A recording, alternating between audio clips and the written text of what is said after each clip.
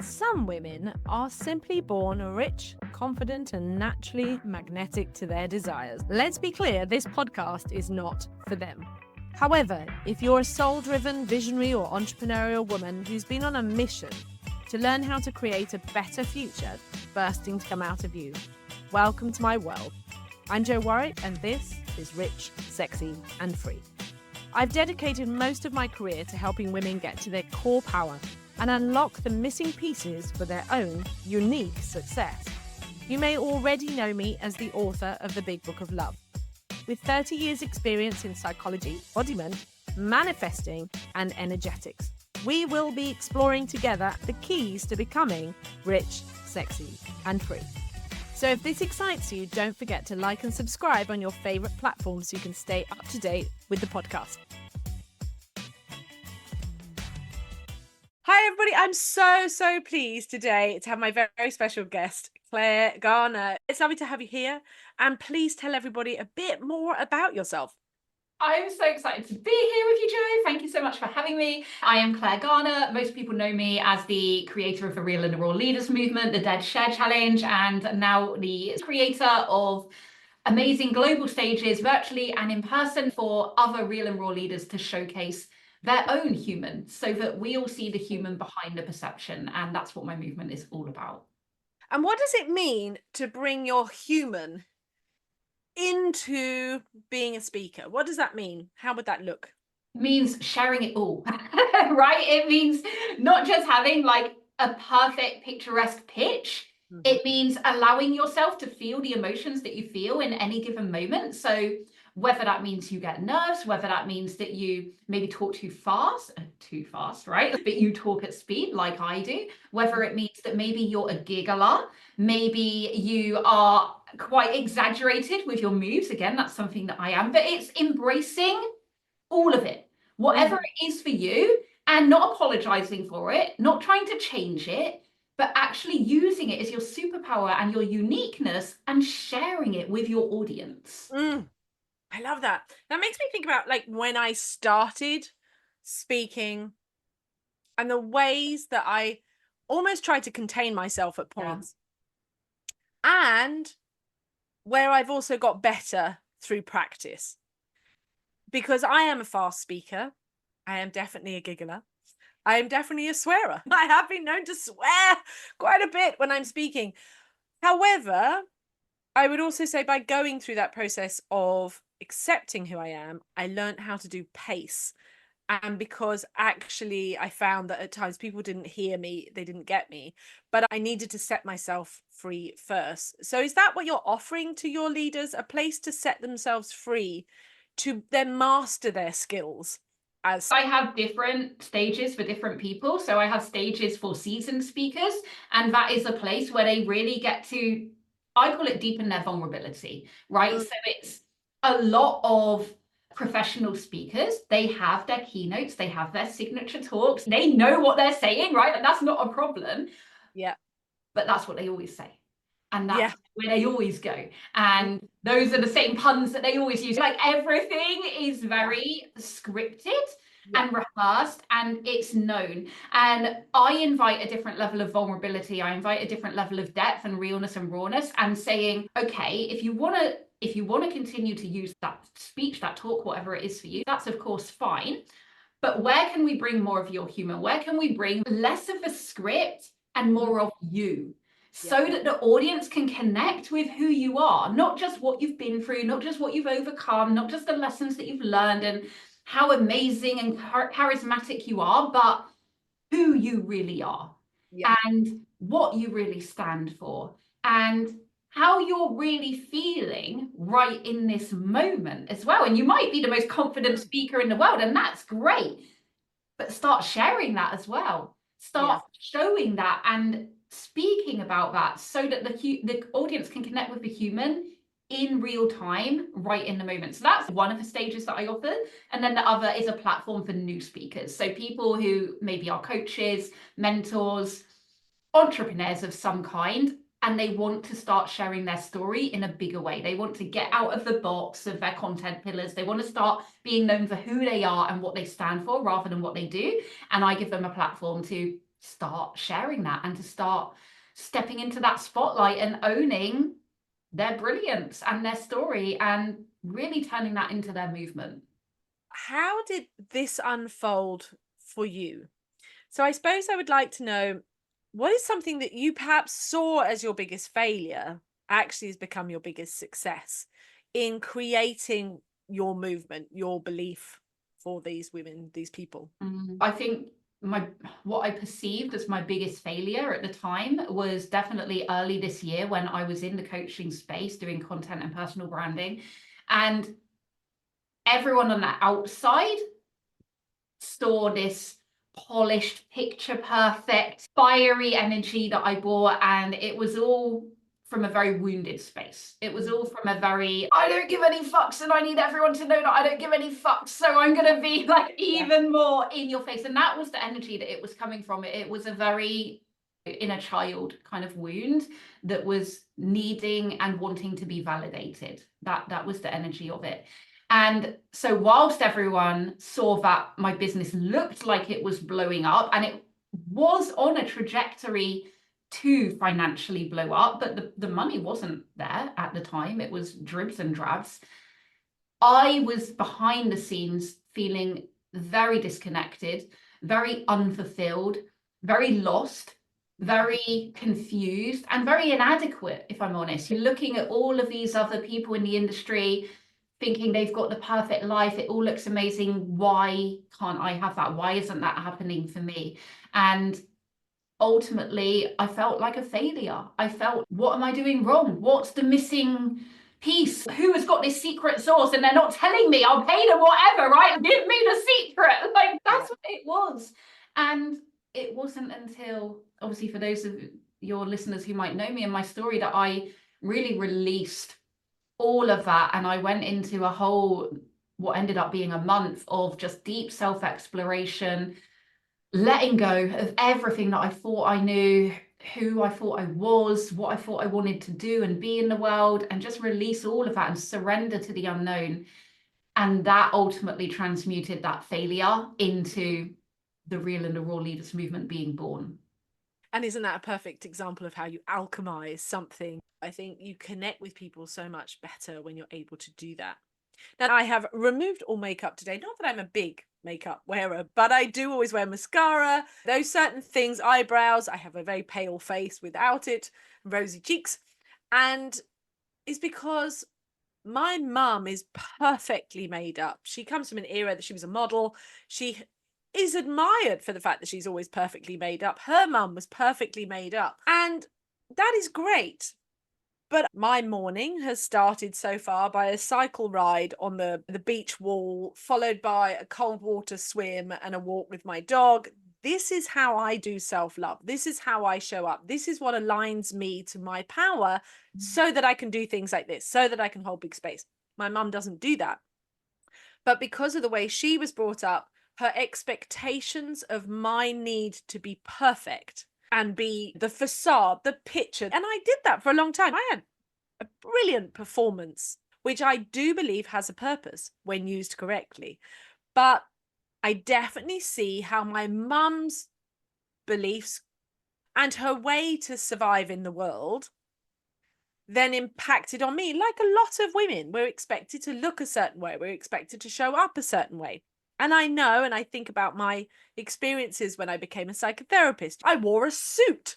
Like, that even just seems insane, the idea. And then I took that suit off and created another suit because I wore an outfit that had beads and flowy stuff. So I took on a hippie suit instead. But being given permission by myself that my voice matters, my power matters, I matter, whether I look good or not, that has been the biggest liberation for me. Mm-hmm. So what came from your childhood that was creating the limitation that you're now stepping beyond or using and alchemizing? Yeah, oh my God, so many things. Firstly, I really want to mention this just because what you said there really brought this up for me. One thing that my mum used to say to me is, I remember being just a young adult, being out in the big wide world on my own, like having to do things like get your car fixed. And I specifically remember this situation. I didn't know anything about cars, I still don't, but she would be like, just take it to the garage and flutter your eyelashes. It's just that whole kind of ingrained belief of, because we're women, we should use this kind of sexuality to get something that we want, but also the way that can make us feel like a piece of meat, or as long as I look good, I'll get X, Y, Z result. So I just wanted to mention that because I resonate with that a lot. So something from my childhood, for me, it would probably be validation. So for as long as I can remember, I've always sought external validation to make me feel worthy, to make me feel like I'm enough, to tell me that I'm doing good, right? If I get the external results, whether that's likes on a reel, whether that's bums on seats, whether that's money in the bank, whether that's having a partner in real life, whatever it is, it was that tick in the box. It was like, okay, like someone sees me. Their actions are telling me that I am good enough, that I'm on the right track, that what I'm doing or who I'm being is okay and it's good enough. That was a massive thing for me, seeking validation all through my teenage years, constantly seeking it through boys and just never filling that hole, because obviously it had to come from me. I just didn't know that at the time. But it was only really this year that I've really been able to stop pedestaling other people because they earn more money than me, or they have a partner in their life and I don't, because they have a happy family, whatever it is, but stop pedestaling them and feeling like they're better than me, feeling like that means they're succeeding more than me in that aspect of their life. And it's only when I went through that journey of the void and the self-exploration that I was really able to release that need for external validation, and coming into the fact that I'm enough exactly as I am right now. And this was the journey. It was sharing a breakdown, for want of a better word, sharing that process of the messy middle, knowing where I was going or how long I was going to be there and all of this stuff, but sharing it and saying, this sucks, basically. Like, this doesn't feel very good, but I want to share it because I want you to know that if you feel this, you're not alone. Firstly, so giving other people that sense of validation, but also to show that this is a moment. There's that saying, and it's so cliche, but this too shall pass. This My mum's favourite saying of all time. And it's so true. It's so true. It's so true. Yeah. And being able to show that there was light at the end of the tunnel, no matter how long it took, but it was okay. And I was good enough, even in that mess, even in that dark period. And that was really a turning point for me. So true. The other favorite saying, and both of those sayings have absolutely wisdom from passed on from my mum to live with, but is from the Oh My Khayyam, the moving finger writes and once writ moves on. Which is so true. I saw something this morning, a brilliant video on Basha, who was talking about, if people don't know, Basha is channeled by Daryl Anker. And he was talking about the difference between depression, compression, when you need to go within. He called it compression. I've always called it with the tide, because when you look at the tide, when you look at the sea, when you look at the moon, everything is tidal. You can't always be looking out. And when you're empty, you look for external validation. But when you get used to the tide comes in, which is what the female cycle is supposed to do, which is what we're supposed to go through, is these wonderful times of, I'm going to go in and I'm going to cry and I'm going to rage and I'm going to clear out the cupboard. But again, our society has programmed us to somehow feel that's bad. But this space and this time to allow yourself to compress, to go within, to tidy up the cupboard, because you wouldn't do it in your house. You don't leave your house as a shit show and never clean or tidy. So why would you do it with your own house, your mental, emotional, physical house? And if you don't do it, of course, what you end up doing is wading your dirty laundry around everybody, but not realizing it. Like you said you were doing. You were shouting. There was almost a teenage shout from you. Look at me. Look at her. Oh, fuck you. I don't need you. But when we tidy on the inside, and it takes time, I remember making absolute peace eventually with the crying. When I started crying, God, a million years ago now, when I started at 30, it was the first time I owned my voice. I was speaking about the pain and the trauma. 30 years is a long time to bottle things up. And you start to cry. And you think, fuck, it's never going to end. It's never going to end. But like all grief, of course, it does end. And it does pass because you don't need it anymore. But I remember getting used to my body, just hearing my body as it was crying, but I was just watching it, like in some sort of going, oh no, we just need to let this out. Let the mess out, because the body's so beautifully designed. And that's definitely, I would say, my journey is accepting that my body is this incredible processing machine. Given the chance, it will go, oh yeah, we don't need that. We'll get rid of that emotion that's been blocking us, just like it does with the digestive system, just like it does with the breathing. So we can express ourselves. So we can then share what we need to from those vulnerable moments that we are So human. true. Yeah, I'm just thinking now about my youngest. She's 8 and she's got a severe attachment anxiety at the moment. So when I take her into school, it's not fun. It's like they have to literally prize her off of me. So I'm working with the school to try and help facilitate things that are going to make her feel more comfortable with the process of going in and physically letting go of me. That's the problem.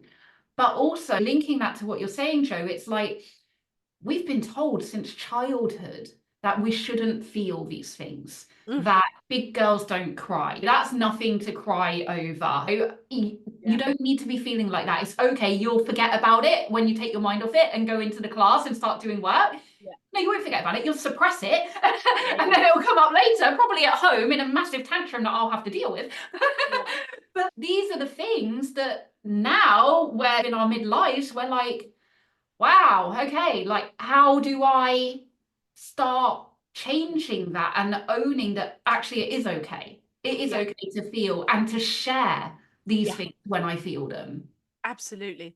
What we can do as parents, what we can do as teachers, what we can do, it used to be my subject matter as a child and family therapist, that being okay, you don't have to be perfect. You don't have to be a perfect parent. You don't have to be, you only have to get it right 40% of the time. You can fuck it up 40% of the time, as long as you take 20% to repair. But the biggest way that we cause that problem is, I can't handle your emotions, so I'm going to shut you down. And tears have a space. Tantrums are incredibly important in anybody's human development for empowerment. So learning how to hold a space when somebody's a toddler and a young person. If you haven't done that, of course, it's much harder when they're teenagers. So then you're going to get a lot more of a backlash. But they are important. How do I handle my own emotion? I've got all this big energy in my body and I can't express myself. And so, yes, we're talking about how to help people who never got that chance. Your field is working with people who are entrepreneurs and coaches and things like that. That how do you move beyond that as the adult now trying to step out on stage and utilize that power is quite a big thing. I think it's the world is your stage, right? A lot of people will say, what kind of stage? And it's, what kind of stage do you want? You can do an Instagram live and it be your stage. You can do a YouTube show and it be your stage. You can be talking to a friend in your everyday life and it be a stage. So I think that work, you can make it whatever you want that to be as well. Absolutely. And learning where and when it's safe and it's good and you feel right to share. What would you say is the key to knowing that discernment about when to share that vulnerability? I always say desire. It has to come from desire. And I say this all the time. If you have no desire to share something, don't share it. No one's forcing you to share things that you do not want to share or that you have no desire to even talk about. That's pointless. It's not going to help you. It's not going to help someone else because there's no desire there. But I believe your desire is your soul's calling. It's your soul's whisper. It's the thing that we're meant to follow. That's why we have it. What other purpose is there for it? It's a North Star. It's like a thread that you're meant to follow. And so if you desire to share something, then share it. And I think for me, that's the only discernment that I use. Do I desire to or not? If I do, then I let that be the only criteria that I need. I love that. I would definitely say there's that process of when I have shared things and I'm left feeling a bit exposed. And there have been times when I've also stepped out beyond my fear when I first started writing. And you can still find me on Tiny Buddha and all those things. But my biggest post that made the biggest impact was when I shared from such a raw place, but I still felt the desire to do it. And that was the difference. There was a desire, but there was also a massive amount of, oh my God. But I was able to be aware that the fear was, it's not real. The world doesn't end. The world doesn't end if you share something. But the desire was just slightly bigger than the fear. Of course, over time, it got easier and better. And knowing it with practice, of course, it does get better. And I think it's just like pushing that edge, right? Like of the fear. And we all have fear. It's a very human feeling. It's never going to go away. It will change, and your level of threshold of comfort will evolve and will expand. But whenever you're stepping out of that or you're stretching it, fear is going to come up. So it's learning to walk hand in hand with the fear. And like you said, Jo, the desire being able to be stronger, like being able to almost bat it down, right? No, like I'm leading, like I'm taking over here. You get in the back seat, we're driving. And I think for me, it's when we can start to just push that edge, no matter where it is that you're sharing, whether it's in content, in a talk with friends and family, in your real life, whatever it is, just pushing that edge of the desire and the fear and the vulnerability and saying, okay, I'm just going to go a little bit more, just going to go a little bit more, because it's in that space. This is, from what I would say, is probably why that post was your most powerful post, because it's in that space that we feel human. We relate and we see ourselves in that person, and we remove the gap. It's not, oh, she's an author, or oh, she's someone living this incredible life, she's nothing like me. It's, oh, she is like me. She is normal. She is going through her own things, and yet she still has an incredible life. She still does all these things. That's the nuance, and that's the power of sharing in that space. That's so true. That's so true. In that process of finding my voice, writing was such a great way of exploring my boundaries. And I find it's funny because my voice was found through my writing, and yet my overcoming of fear was actually through my body. So I find that doing physical activities a great way of learning how to be okay with fear, and almost like it's in the car. It's like a little kid in the car. And it's go back in your car seat. You're there for a reason, and I'm meant to take care of you. But you need to be back in your car seat. Stop getting in the driving seat. This isn't safe for you to be there. This morning, a fear came up when I was swimming because it's very cold at this moment, very cold. And I'm not wearing very much. I've got to listen to my body, not my mind, because is my body telling me I can stay in a little bit longer in this cold water? I trust myself. I've got a routine. I know how to put my clothes on. I know what to do. I know how to warm my body up. It's like over time with practice, learning that was very essential for me, because in my youth I was an extremist. It was so irregulating to my nervous system. It made me feel so unsafe. But I did the same thing in relationships. When I was in my youth, I would walk towards danger. It was like, oh, he looks like a big dark bad boy, let's go spend some time with him, shall we? As though I was trying to prove to myself I wasn't afraid of the dark. But I was afraid of the dark because I wouldn't go within. I didn't want to face my inner darkness. Yeah, same. I relate so much to that. As a teenager, I was such an adrenaline junkie. I remember my dad always tells this story. So I grew up in North Devon, in England, for those of you not here.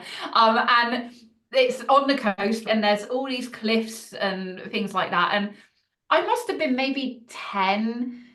And he tells this now to this day. He goes, I was just stood there and I looked down, and there you are climbing up this cliff face. Like, no, nothing attached to me. I'm like 10 years old. He's obviously having a heart attack. I had no fear back then. It was just like, I want the adrenaline. And I think probably a lot of that comes from, what does it come from? You're the psychologist, Jo. Where does that stem from? It usually comes disassociation from your body. So okay.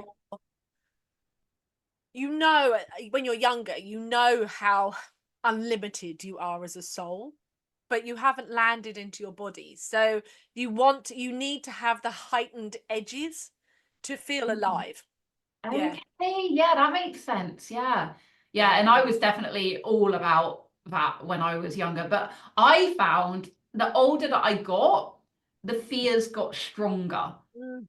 So it was like, I used to be one of these people where I would go on any ride at the fair, like whatever it was, the scarier the better, I would be on it. Whereas now I'm like, nah, I don't want to go on. It's like the fear, I find, gets harder to conquer the older that I've got. And it's only when the desire is strong enough that I'm able to do it. And I gave this example yesterday on my own podcast, actually, where I used to be so scared of flying to the point I would have to have Valium. I would only go on one holiday a year. It would not be further than 4 hours was like my absolute max. Categorically, no more than that.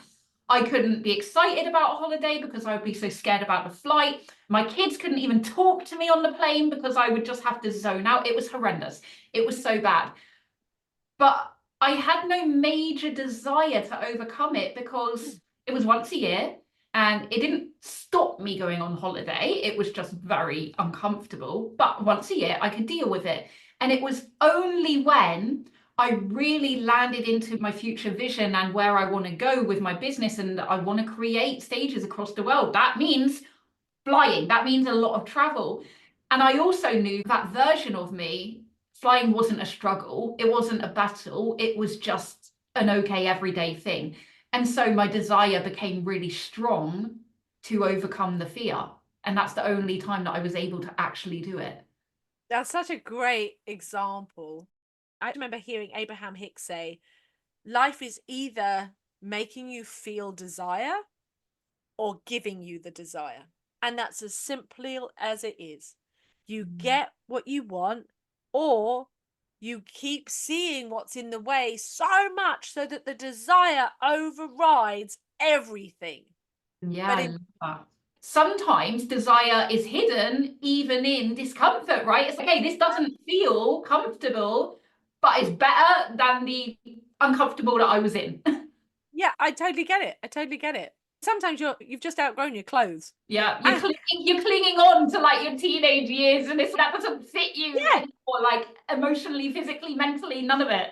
It always makes me think of this fantastic cartoon I saw of this little girl who's holding a teddy bear and Jesus is on his knees in front of her, and behind his back he's got this epic-sized teddy bear, and he's saying to her, just let go, give me the teddy bear. Oh, and I always think that's such a brilliant image that I'm just gonna let go. 100%. It's like the only way through is through that discomfort. Like that's honestly, I remember saying this in the middle of it. I possibly even went live and said it, and I was like, this feels so freaking hard. It feels so uncomfortable, that I know on the other side it has to be amazing. Yeah. Because this is horrendous. Basically, that's how it felt. It felt heavy. I'm not going to sugarcoat it. For people listening, it's not comfortable going through that, but you know that it's worth it to get to the other side.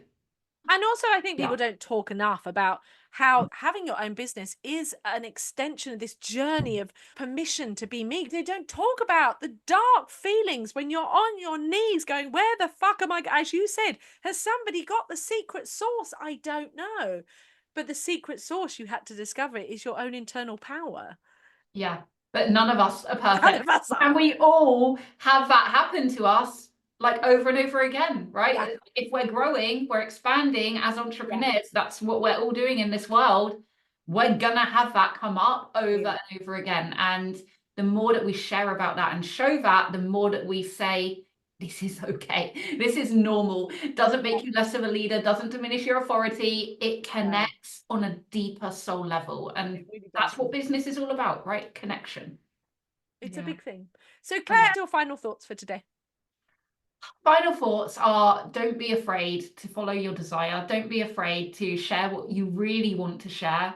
Put your blinders on, listen to you, know what's you and know what isn't you, and follow that golden thread. Follow that calling, follow the purpose, because that is what your soul is here to do and to experience.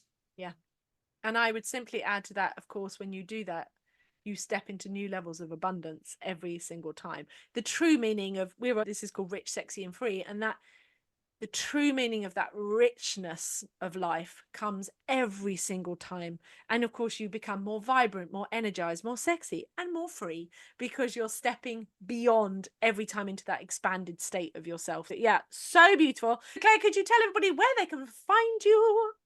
Yeah, probably Instagram is the best place. I'm not on there very much, but I do check my DMs every day. It's at Clare Garner Official is the best place to come and get me. And I'm always open, right? I am an open book. I'm always here to have a conversation. Where can they find your podcast? So Spotify or Apple, and that is called Raw and Real. If you want any of the beautiful podcast platforms, you can find everything in the show notes. It has been a wonderful conversation, Claire. I'm delighted to have you here. And for the listeners, it's been great to connect with you today. If you want to find out more about how I can help you personally, simply go ahead and visit richsexyandfree.com. And I look forward to seeing you next week on the podcast.